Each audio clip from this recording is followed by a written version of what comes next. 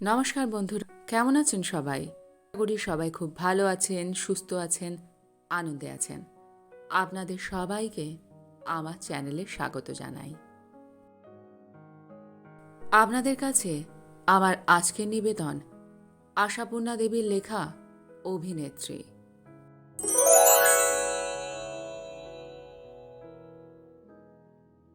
দালানের মাঝখানে গালচের আসন পেতে গোটা ৮-১০ বাটি আর অভাব্য রকমের বড় একখানা থালা সাজিয়ে আহারের আয়োজন করা হয়েছে।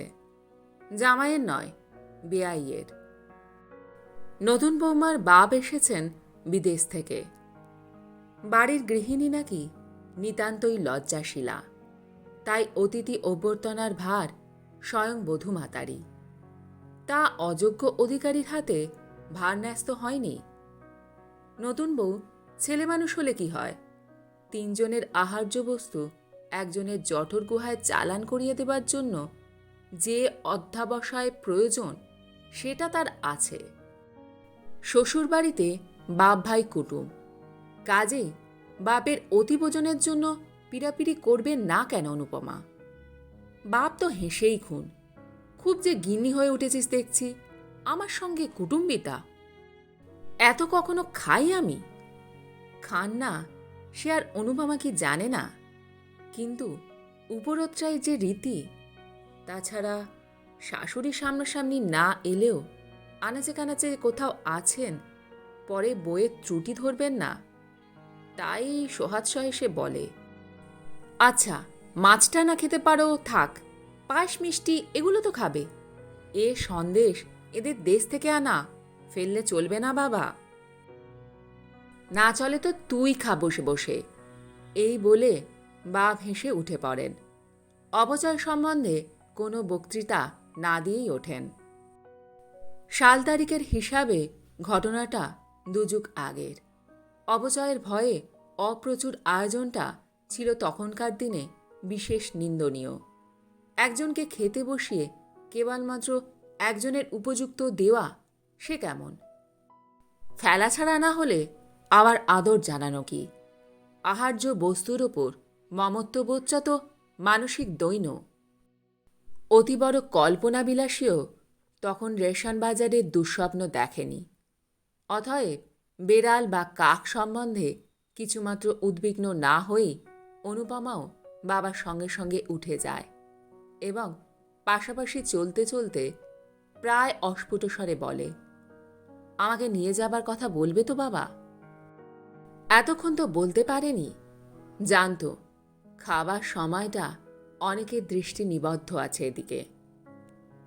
বাপও মেয়ের সঙ্গে স্বরের মিল রেখে বললেন, বলবো বলেই তো এসেছি। এবারে একলা ফিরে গেলে তোমাদের মা ঠাকুরনটি কি আস্ত রাখবেন আমাকে? ভাবছি কাল সকালের গাড়িতেই নিয়ে যাব। আশায়, আশঙ্কায়, উদ্বেগে, উৎকণ্ঠায় কণ্টকিত কিশোরী হৃদয় এক মুহূর্ত অপেক্ষা করতে রাজি হয় না। কাল সকাল, সে যেন সুদূর ভবিষ্যৎ। কিন্তু বউ বলে কথা, ২ যুগ আগের বউ। বাপের বাড়ি যাবার ইচ্ছা প্রকাশটাও অমার্জনীয়। অপরাধী তাই পাকা গিন্নির মতো ফিসফিস করে বাপকে উপদেশ দেয়, বেশ গুছিয়ে গাছিয়ে বলো বাবা, জানোই তো আমার শ্বশুর একটু রাগী মানুষ। একটু? বাপ প্রায় স্পষ্ট হেসে ওঠেন। বিলক্ষণ চ্যাটাং চ্যাটাং কথা শুনলে মেজাজ ঠিক রাখা যায় না। যাগে, এবারে যেমন করে হোক বলে কয়ে কিঞ্চিত আশ্বস্ত অনুপমা বাপকে চোখ টিপে ইশারা করে চুপ করতে বলল। কোথায় যেন পায়ের শব্দ হলো। বাপের কাছে বাপের বাড়ি নিয়ে যাবার আবেদন করছে। এ অপরাধ ধরা পড়লে রক্ষে আছে? শাশুড়ি লজ্জাশীলা হতে পারেন, তা বলে এতদূর সহ্যশীলা তো তিনি হতে পারেন না। ঘণ্টাখানেক পরে সেই দালানে শতরঞ্চির আসন বিছিয়ে আর গোটা ৪-৫ বাটির ঘিরে থালা সাজিয়ে আহারে বসেছে বাড়ির কর্তা। সামনে পাকা হাতে অনুপমা। ইনি কুটুম্ব না হলেও অনুরোধ উপরোধের মাত্রাটাও ওঠে প্রায় কুটুম্বের পর্যায়ে। সেটাও রীতি। ছেলের বউ যত্ন আত্তি করবে, এই তো স্বাদ মানুষের। তা সে স্বাদ মেটাতে জানে অনুপমা। কর্তা বেশ খানিকক্ষণ খাওয়ার পর একসময় মুখ তুলে যেন হঠাৎ মনে পড়ার ভঙ্গিতে বললেন, হ্যাঁ, ভালো কথা। তোমার বাবা যে নিয়ে যেতে চাইছেন তোমাকে। বাবার কথা বাদ দিন বলে পাখাটা জোরে জোরে চালাতে থাকে অনুপমা। হৃৎস্পন্দনের দ্রুত ছন্দটা পাছে ধরা পড়ে, তাই আরও ব্যস্ততা। বাদ দিলে চলছে কই গো?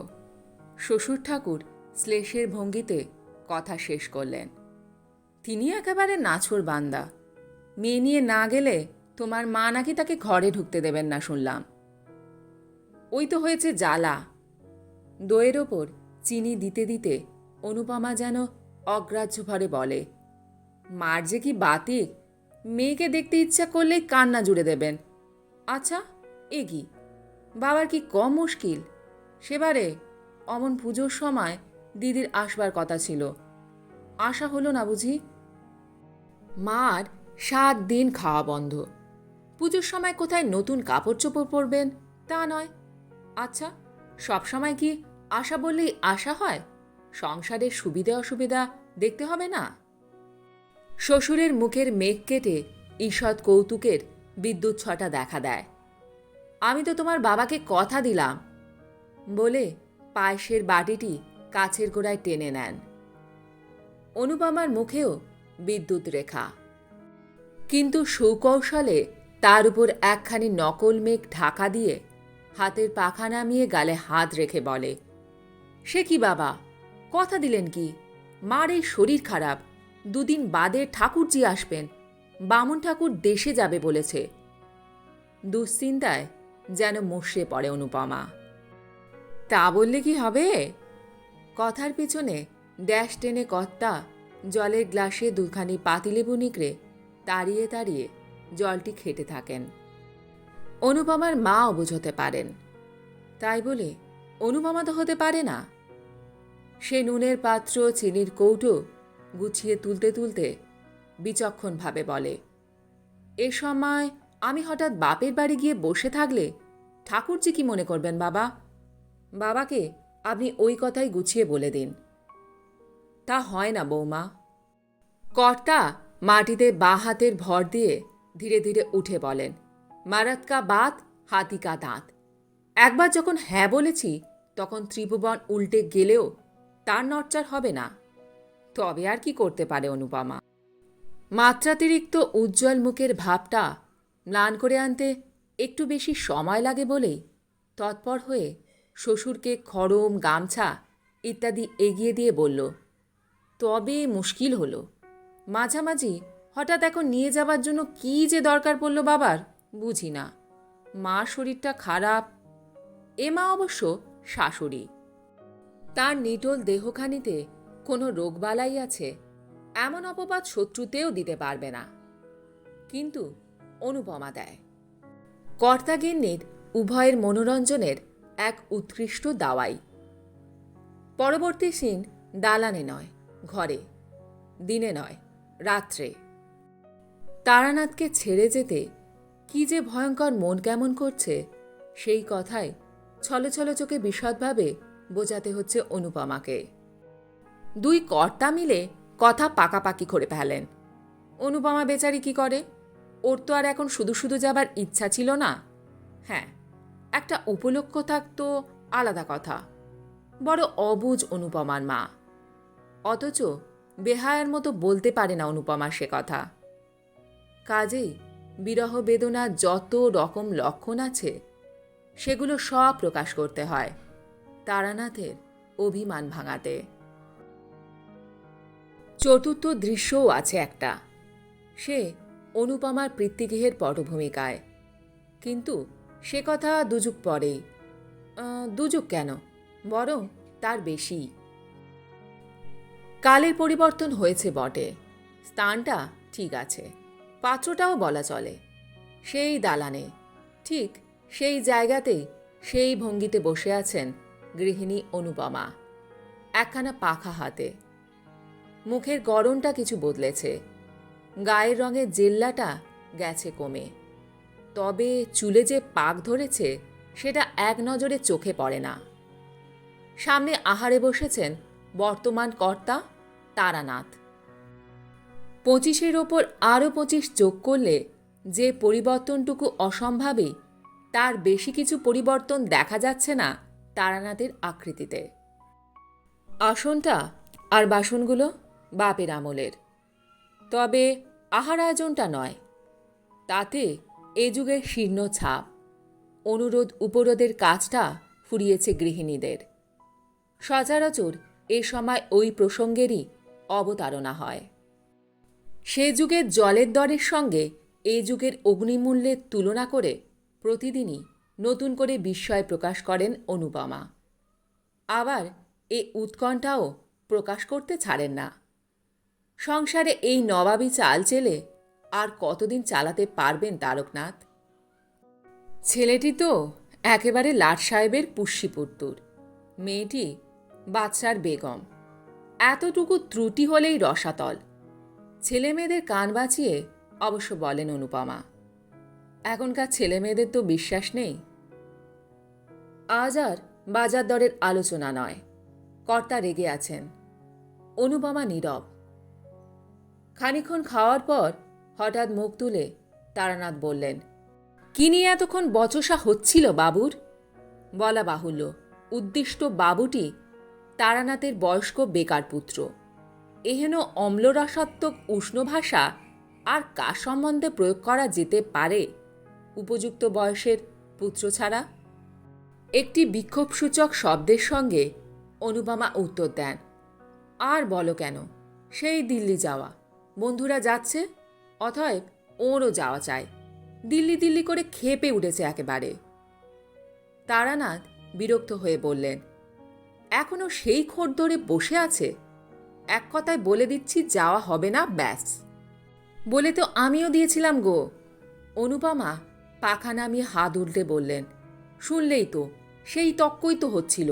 কেন যাব না, গেলে দোষ কি, লোকে কি যায় না? যারা যাবে তারা সব কি মরে যাবে নাকি? নিষেধের একটা কারণ থাকা তো দরকার। এই সব পাকা পাকা কথা।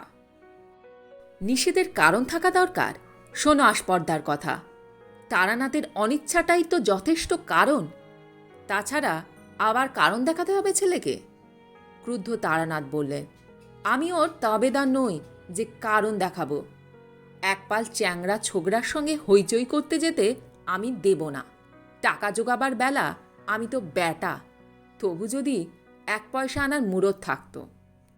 চুল ছাটার পয়সাটি পর্যন্ত তো হাত পেতে নিতে হয় এই হাবাতে বুড়োর কাছে। তবু কি তেজ, কথাই কওয়া হয় না ভালো করে। আমি যেন একটা কীটস্য কীট।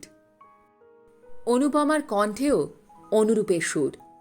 শুধু তুমি কেন, কাকে নয়, জগৎকেই যেন থোড়াই কেয়ার করে ওরা। দরকারের সময় হাত পাতার কথা বলছো? তাহলে তো বাঁচতাম। মুখ ফুটে চাইলে মানের কানা খসে যাবে না? সেই সেদে সেদে দিতে হবে, নিয়ে যেন মাথা কিনবেন। তারানাথ গম্ভীরভাবে বললেন, বললে এক্ষুনি আবার তোমার মানের কানা খসে যাবে। তবে ন্যায্য কথা বলবো, তোমার আশকারাতেই এই রকম হয়েছে। আশকারা আবার কি? অনুপমা অসন্তোষ প্রকাশ করেন। মেজাজটি তো জানো না ছেলের। একটা ন্যায় অন্যায় কথা বলার জো আছে? আছে কি না আমি দেখতাম। তারানাথ হুমকি দিয়ে বলে ওঠেন, আমি খুবই পারতাম, শুধু পারি না তোমার ভয়ে। হঠাৎ 40 অনুপমার মুখে এমন একটা রহস্যময় হাসি ফুটে ওঠে, যেটা 24 বছরে মানানসই। তবে উত্তরটা বয়সের অনুপাতেই দেন ভদ্রমহিলা। আহা মরে যায়, আমার ভয়ে তো অজ্ঞান হয়ে যাচ্ছ তুমি। ভয় করতে হয় আজকালকার ছেলেদের। খোকাই তো সেদিন বলছিল, ওর কোন বন্ধু নাকি বাপের কাছে বকুনি খেয়ে। কে কে ওখানে? তারানাথ অগ্রাহ্যভারে বললেন, কে আবার? মেধো হয়তো। কি জানি বাপু। অনুপমা সন্দিগ্ধভাবে বললেন, মনে হলো যেন খোকা উঠে গেল সিঁড়ি দিয়ে। খোকা আবার কি? এই তো সাহেব সেজে বেরিয়ে যাওয়া হলো বাবুর। পোর্টফোলিও হাতে না ঝোলালে বেরোনোই হয় না, যেন মস্ত এক অফিসার। হ্যাঁ, ওই এক ফ্যাশন ছেলের, কিন্তু ঘুরে আসেনি তো আবার। কেন ঘুরে আসবে কি জন্য? কি জানি, কিছু ভুলে ফেলে গেছে হয়তো। এই তো পরশু অমনি কতক দূরে গিয়ে ছুটে ছুটে এলো ঘড়ি ভুলে গেছে বলে। তা আসবেন বই কি, কবজিতে ঘড়ি না বেঁধে বেরোলো যে মহাভারত অশুদ্ধ হয়ে যাবে। কই বলো দেখিনি, ছুটে গিয়ে সংসারের একটা জিনিস কিনে আন, মাথায় তো আকাশ ভেঙে পড়বে লাট সাহেবের। বিরক্তি তিক্ত স্বরে কথাগুলো উচ্চারণ করে ছোট এক টুকরো পাতিলেবু গেলাসের জলে গুলতে থাকেন তারানাথ। 3 আনা জোড়া লেবু বড় বড় দুখানা খাওয়া যায় না। অনুগামিনী সতী অনুপমা পতিদেবতার এই ধারালো মন্তব্যটির পিঠোপিঠি বেশ ঘোরালো কিছু বলবার আগে একবার উঠে গিয়ে এদিকে ওদিকে ঘুরে নিঃসন্দেহ হয়ে এসে বসেন। এখনকার ছেলেরা লেখাপড়া শিখেও কত যে মূর্খ আর বাঁদর হয় তারই উদাহরণ দিতে তৎপর হয়ে ওঠেন। ভাগ্নে, ভাইপো, ভাসুরপো, বোনপো দেখছেন তো সবাইকে। অন্ধ স্নেহের বশে নিজের ছেলের বিষয়ে ছেড়ে কথা কইবেন এমন মূর্খমা অনুপমা নন। 3 পাশ করে যে ছেলে নির্বিকার চিত্তে 2 বছর ধরে শুধু আড্ডা দিয়ে আর সিনেমা দেখে বেড়ায়, তার আবার পদার্থ আছে কিছু? কেন উঠে পড়ে লেগে চেষ্টা করলে কিছু একটা জুটতো না এতদিন? তবু তো বাপের কিছু আসান হতো। দামি দামি আর ভালো ভালো আরও অনেক কথাই বললেন অনুপমা। ছুটির দিন, খেয়ে তাড়াতাড়ি উঠবার তাড়া নেই তারানাথের। ধীরে সুস্থে খেয়ে উঠে পানের ডিবে হাতে বাইরের ঘরে চলে যান। ছুটির দুপুর, দাবার আড্ডা বসে পাড়ার হিমাংশু বাবুর সঙ্গে। তার আসার সময় হয়ে এলো। অনুপমা ঠাকুর চাকর সকলের খাওয়ার দেখাশোনা করে সবে খেতে বসেছে।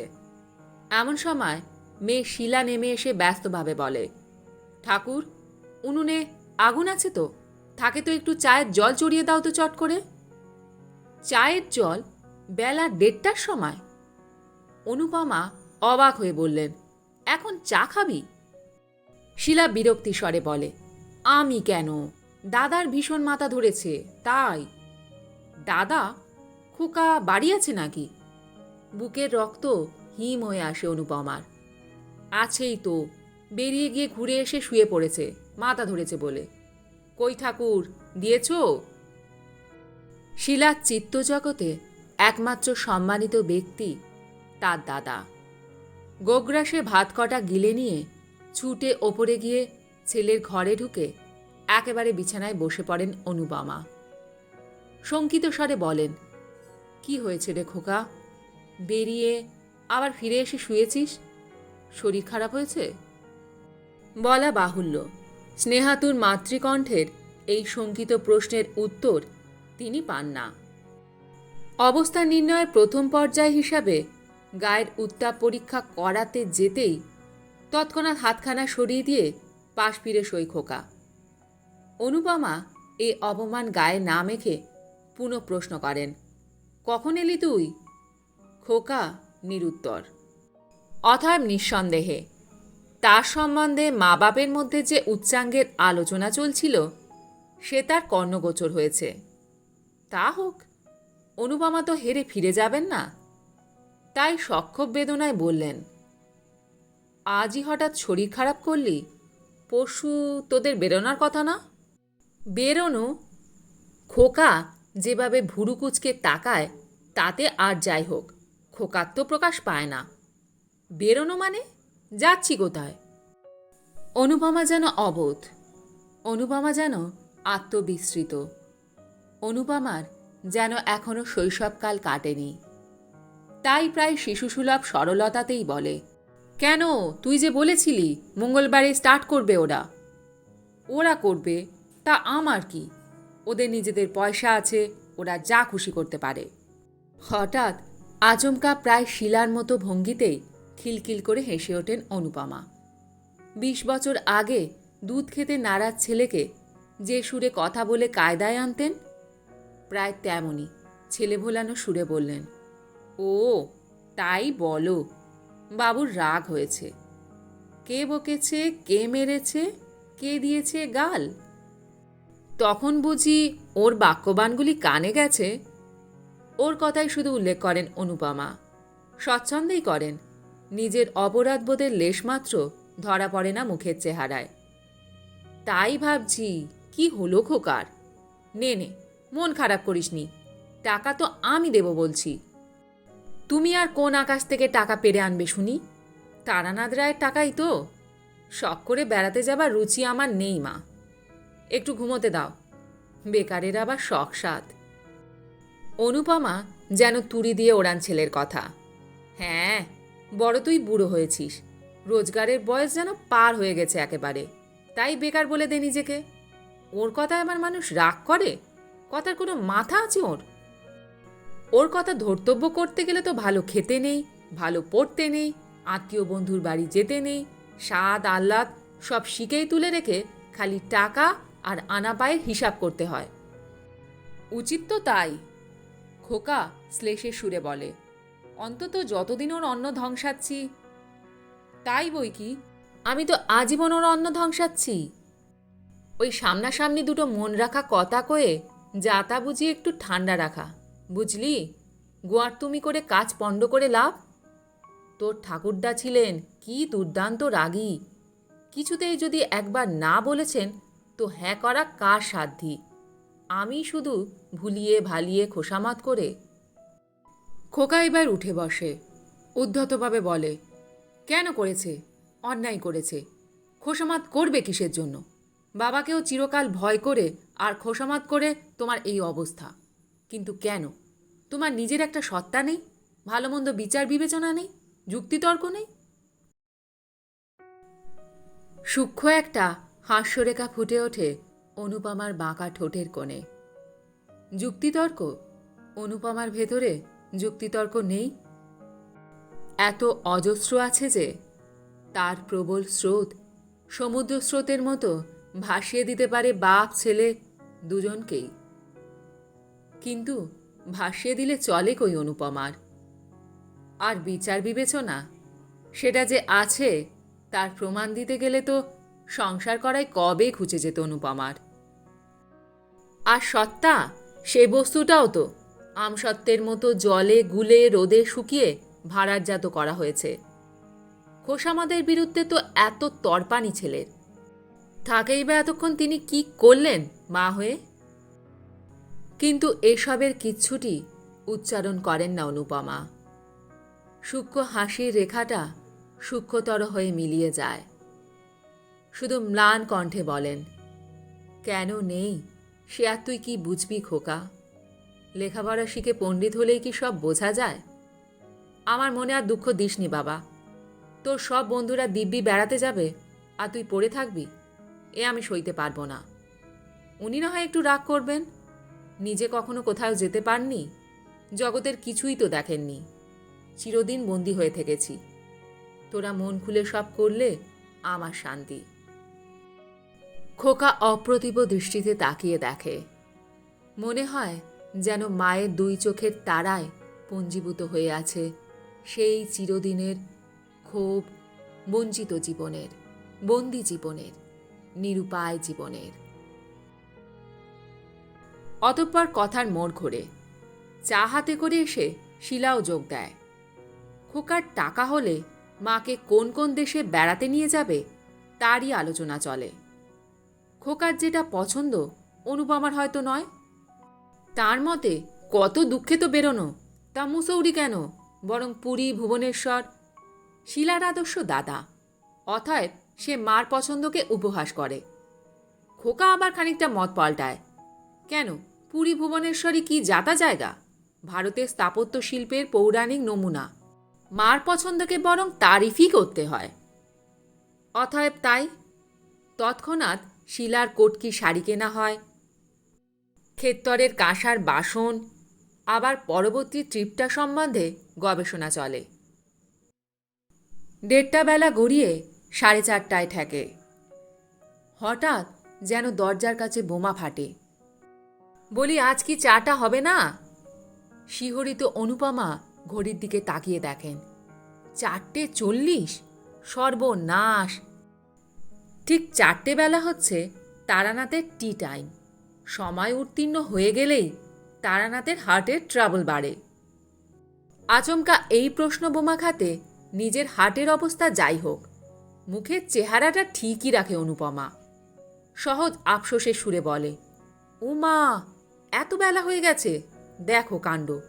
শিলা, তুই তো আচ্ছা মেধুরী বাকি আক্কেল, বেহুশ হয়ে ঘুমোচ্ছে হয়তো। সত্যি, স্বরমাধুর্যে যতটা তিক্তটা ঢালা সম্ভব তার ঢেলে তারানাথ মন্তব্য করেন, মাইনে করা চাকর বাকরের আক্কেলটাই বেশি হওয়া উচিত বটে। স্বামীর কথার উত্তরে জিভের আগায় কোনো কথা আসছিল না অনুপমার। বিড়ি মাইনে চাকরানির উচিত বোধের প্রশ্ন? কি জানি, আসে না তো, কাজেই বোঝা যায় না। শুধু স্বাভাবিক খেদের সুরেই ধ্বনিত হয় তার কণ্ঠে। এই দেখো না, ছেলেটা আবার শরীর খারাপ বলে এসে শুয়েছে, কে জানে জ্বর জারি হবে কি না। যা দিনকাল। পরবর্তী সিন দিনে নয়, রাত্রে। এ ঘরে নয়, ও ঘরে।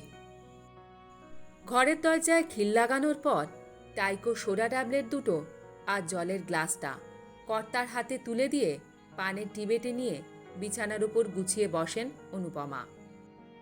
পান মজাবার বহুবিধ উপকরণপূর্ণ কৌটোটি খুলে একটি টিপ মুখে ফেলে বলেন, বুকের কষ্টটা বেশি হচ্ছে না তো? তোমার তো আবার সময়ের একটু এদিক ওদিক হলেই কি? তাকানো নেই কেন? রাগ হয়েছে বুঝি? না, তোমাকে নিয়ে আর পারা গেল না। ছেলে মানুষের মতো রাগ অভিমানটা ঠিক এখনো আছে, ছেলেটাও হয়েছে তেমনি। রাগ গুণটা পেয়েছে 16 আনা। তখন তোমায় বললাম খোকার শরীর খারাপ হয়েছে। শরীর নয় মোটেই, মেজাজ। ওই যে বন্ধুদের সব গোছগাছ হয়ে যাচ্ছে, তাই তো মেজাজটা খাপ্পা। সুধীর শ্যামল সবাই যখন যাচ্ছে, যাগে, একবার দিল্লি গিয়ে কি চারখানা হাত বেরোয় দেখি। হ্যাঁ, একটা চাকরি জোগাড় করে আসতে পারে তবে বলি বুদ্ধি। শ্যামলের মামা যেন চাকরি করে ওখানে। আচ্ছা, হ্যাঁ গো, তোমার সুবোধবাবুও না দিল্লিতে বদলি হয়েছেন আজকাল? তা হয়েছেটা কি? তারানাথ মৃদু হাসে বললেন, তোমার ছেলে গিয়ে দাঁড়ালেই যেন একটা চেয়ারে গিয়ে দেবে। যাও, হেসে বললেন অনুপমা। হাসিটা 10-20 বছর আগের টাইপের। হেসে বালিশের ওপর এলিয়ে পড়ে বললেন, তোমার সবেতেই ঠাট্টা। সরদিকিনি, একটু শুই ভালো করে। ও যা, মশারিটা টাঙাবো ভেবেছিলাম যে। রোসো, টাঙিয়ে দিই। আর থাক। অনুপমার সদ্য বালিশে ফেলা মাথাটার ওপর হাতের একটু চাপ দিয়ে তারানাথ উঠে বলেন, হয়েছে, খুব হয়েছে, উঠতে হবে না। আজ হঠাৎ এত কর্তব্যজ্ঞানের উদয় কেন? না না, তোমার শরীরটা আজ ভালো নেই বলে ব্যস্তভাবে উঠে বসেন অনুপমা। ততক্ষণে অবশ্য তারানাথ উঠে দাঁড়িয়েছেন। গোপের ফাঁকে মুচকে একটু হেসে বলেন, আচ্ছা, খুব প্রতিভক্তি হয়েছে। এই 27 বছরের মধ্যে কদিন মশারি টাঙিয়েছ? অম্বলের রোগী তারানাথের সহজে ঘুম আসে না। সুদীর্ঘ দিনের কর্মক্লান্ত আর অভিনয় শ্রান্ত অনুপমা ঘুমিয়ে পড়েন মুহূর্তেই। হয়তো অভিনয়টা নিখুঁত উতরেছে বলেই এত স্বস্তি। অভিনয়, তাছাড়া আর কি? সুন্দর নিখুঁত অভিনয়, এতটা নিখুঁত যে অভিনয় বলে বোঝা অসম্ভব। বোঝা অসম্ভব কোনটা সত্য কোনটা কৃত্রিম। কিন্তু একা অনুপমাই বা কেন? নারী মাত্রেই কি অভিনেত্রী নয়? অভিনয় ক্ষমতাই তো তার জীবনের মূলধন। জন্মগত সেই মূলধনটুকু সম্বল করেই তো তার যত কিছু কাজ কারবার। সে মূলধন যার যত বেশি, তারই তো সংসারে তত বেশি প্রতিষ্ঠা, প্রতিপত্তি, সুনাম, সুখ্যাতি। নদীর মতো আপন বেগে প্রবাহিত হতে চাইলে চলবে কেন তার? একদিক ভরাট করে তুলতে অপর দিকের ভাঙন ধরাবার মতো বোকামি তার নেই। দুই কুল সযত্নে রক্ষা করে চলতে হয় তাকে। রক্ষা করতে হয় সংসার, রক্ষা করতে হয় দাঁড়াবার ঠাঁই। অনাদরকে তার বড় ভয়, বড় ভয় অবহেলাকে, নাকি এ তথ্যের সবটাই ভুল? কোনোটাই তার অভিনয় নয়। চিরন্তনী নারী প্রকৃতির মধ্যে পাশাপাশি বাস করেছে সম্পূর্ণ আলাদা দুটি সত্তা, জননী আর প্রিয়া। নিজের ক্ষেত্রে সে স্বয়ং সম্পূর্ণ।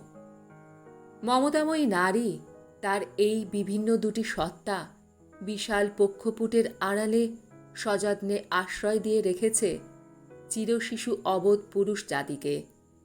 ছলনাটা তার ছলনা নয়, করুণা। এই করুণার আওতা ছাড়িয়ে ছলনা লেশহীন উন্মুক্ত পৃথিবীতে বেপরোয়া শিশু ভোলানাথের দলকে যদি মুখোমুখি দাঁড়াতে হতো, কদিন লাগত পৃথিবীটা ধ্বংস হতে?